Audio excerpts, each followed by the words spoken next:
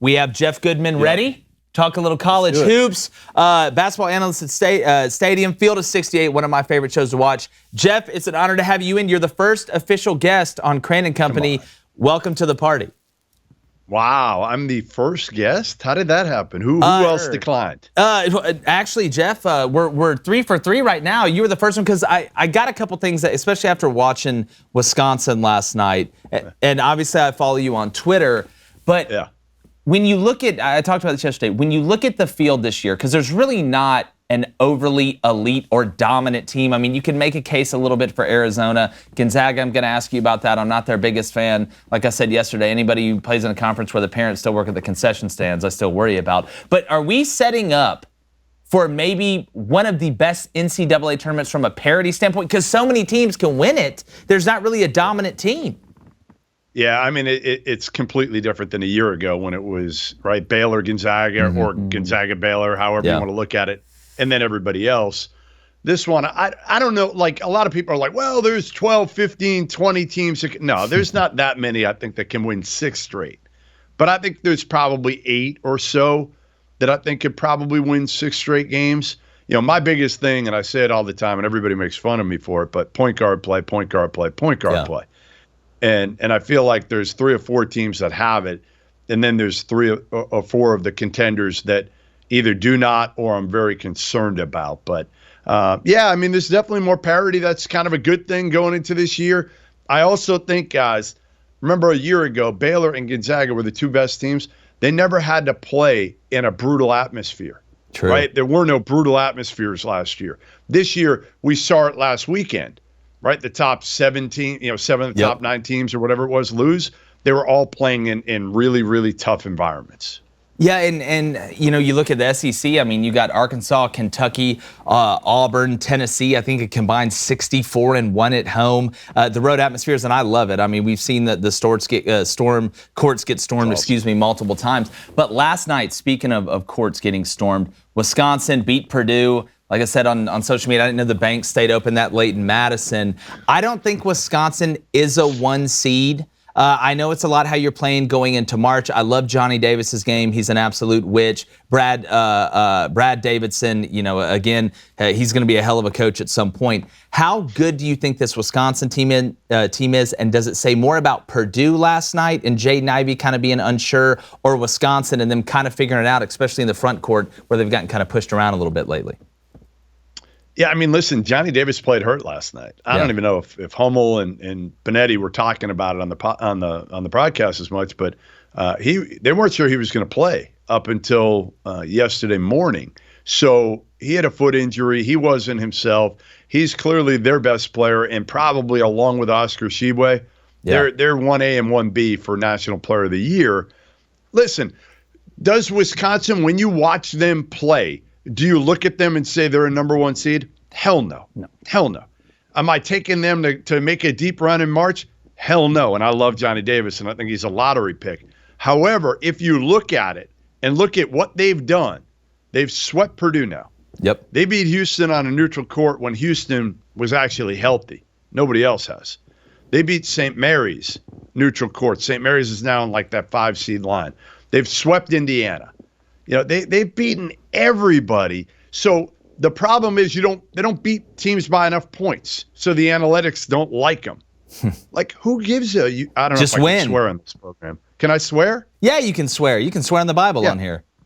Who gives a shit? Who gives a shit how many points you win by? Did you win the damn game or did you lose the game? Yeah. I just think it's the dumbest way ever to evaluate. I went to Arizona, guys. Okay, I went to Arizona. Wisconsin's resume is clearly better than you say the WCC is weak. The Pac-12 is almost as weak. I don't disagree.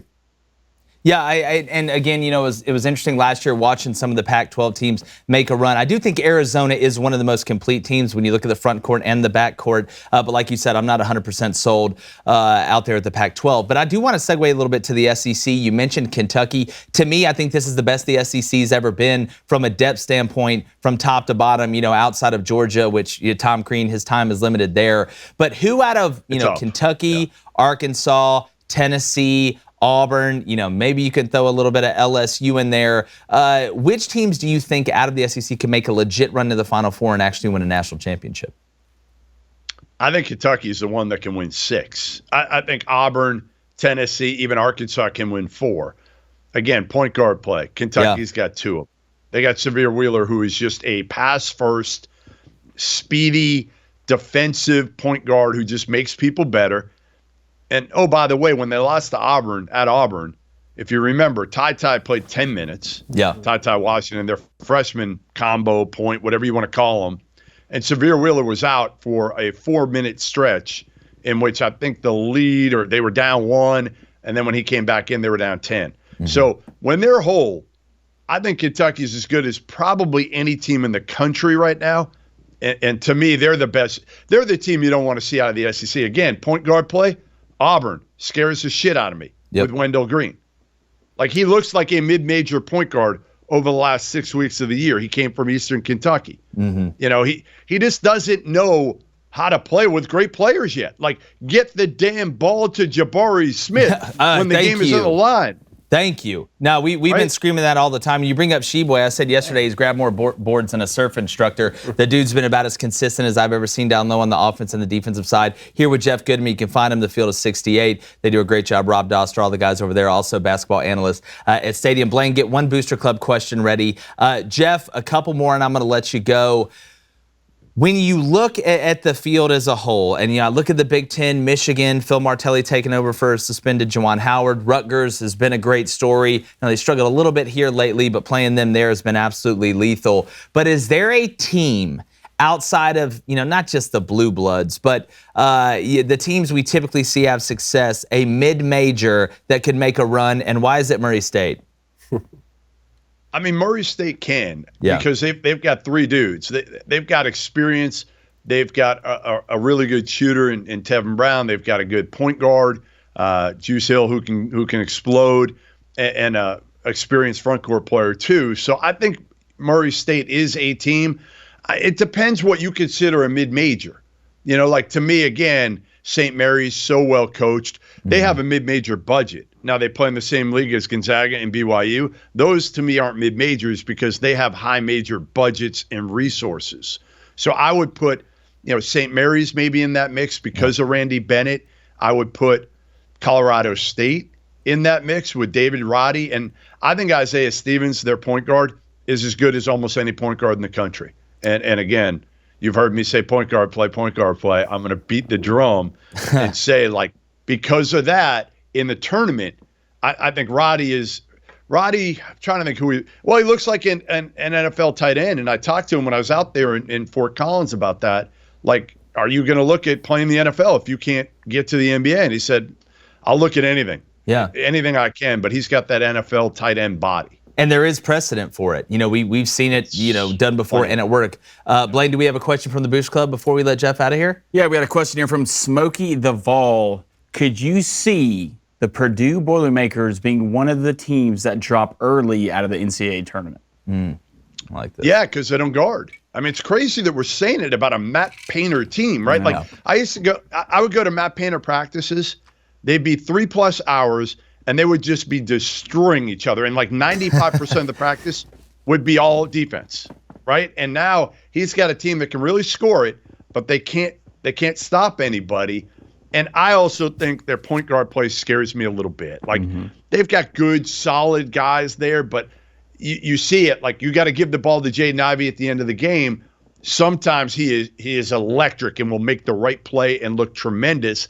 And then other times, again, you could see it. He's not a guy who, in the half court, always makes the best decisions. Yep, definitely. Well, Jeff, man, great stuff. Appreciate you coming on. Like I said, the inaugural guest. Love following you guys at the field of 68. Tell everybody where they can find you on social media, too. Yeah, at Goodman Hoops. If you want to follow me at your own peril, because I may go back at you. I may have some fun, and just don't take me seriously. And if you're going to rip on me, be creative, and I might retweet you, but be creative. For sure. Well, our audience is always very interactive, and they appreciate that getting sent back. Jeff, I appreciate you, buddy. We'll talk again soon. No, thanks for having me on, guys, and happy March. All right, hey, if you like what you heard, go ahead and ring that bell. Turn those notifications on. We're bringing it every day, daily from 2 to 3 Central, and we want you here. I can hear it ringing now.